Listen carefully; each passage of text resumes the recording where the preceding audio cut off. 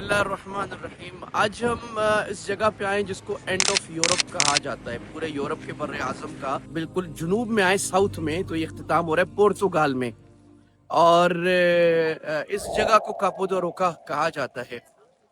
یہ علاقے مسلمان یہاں پر 500 سال یہ ہے، اور یہ اٹلانٹک اوشن ہے.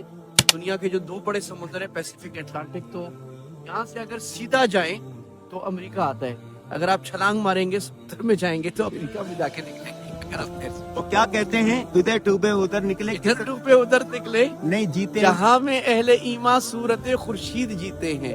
ادھر ڈوبے ادھر نکلے، ادھر ڈوبے ادھر نکلے. اچھا، کولمبس جو گیا تھا وہ انہی ساحلوں سے، یہاں سے آگے تھوڑی سی جگہ ہے ہلوا، وہاں سے گیا تھا. کشتی بھی ہے کیونکہ یہاں سے. اور کولمبس جو گیا تھا ابھی اب سمجھنا بڑا آسان ہے کہ وہ یہ سمجھ رہا تھا کہ اب ہم ایسے کھڑے، یعنی دنیا کے ساؤتھ ہے تو وہ یوں تھا.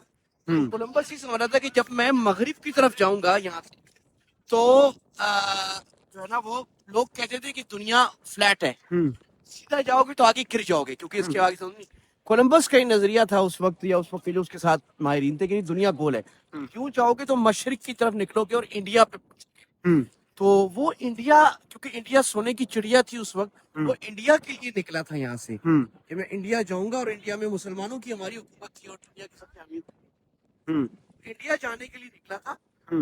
اور وہ پہنچ گیا امریکہ، جو جنوبی امریکہ کے ساحلوں پر، ویسٹ انڈیز میں.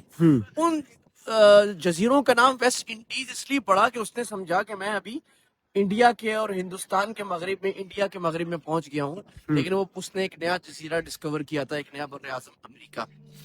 یہ لیکن یہاں جو جس چیز نے دل کو بہت رلا دیا ہے وہ یہاں سلیب کا نشان ہے. کبھی یہاں ہلال کا نشان ہوتا ہوگا. 500 سال مسلمانوں نے حکومت کی ہے.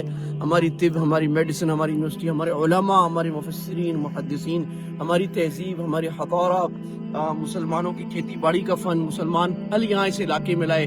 مسلمانوں نے اس کو دنیا کا سب سے متمدن ملک بنایا تھا. یہ اسپین اور پرتگال ایک ہی تھا اس زمانے میں، تو یہ الگ سرحدیں نہیں تھی. تو اللہ کرے کہ کبھی پھر یہاں آذان کی آوازیں آئیں، اور کبھی پھر یہاں پر اور دوسری جگہوں پر بھی اسلام آئے، اور اسلام اپنی ٹھنڈی تعبیر سے مسلمان اور غیر مسلم انہوں کو وہی امن دے، وہی حقوق دے، اور دنیا کی وہ جنگیں ختم کرے جو آج دنیا چلی. مفتی صاحب، آپ گھومتے گھومتے اینڈ آف یورپ تک آگے ہیں، بائی روڈ سفر کیسا لگا؟ سفر تو بہت خوبصورت تھا، بہت اچھا تھا. راستے میں علماء سے بھی ملاقاتیں، بیانات بھی، اور اللہ سبحانہ و تعالیٰ کی قدرتی تفریح کو گفتگو. اصل میں لوگ پتہ ہے کیا سمجھتے ہیں، دیندار ہونے کا مطلب ہے کہ سارے دن مسجد میں بیٹھ کے روتے رہو.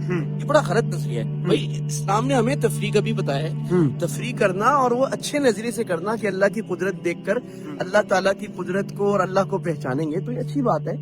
اور اسی طرح کہ اللہ کے نبی صلی اللہ علیہ وسلم فرمایا تھا روح القلوب ساعۃ فساعۃ، کبھی کبھی دل کو تفریح بھی دیا کرو. تو یہ اچھی بات ہے، ایک مسلمان کو بھی دنیا گھومنی چاہیے، لیکن اس سے عبرت کی نگاہ، یہ اہم بات ہے.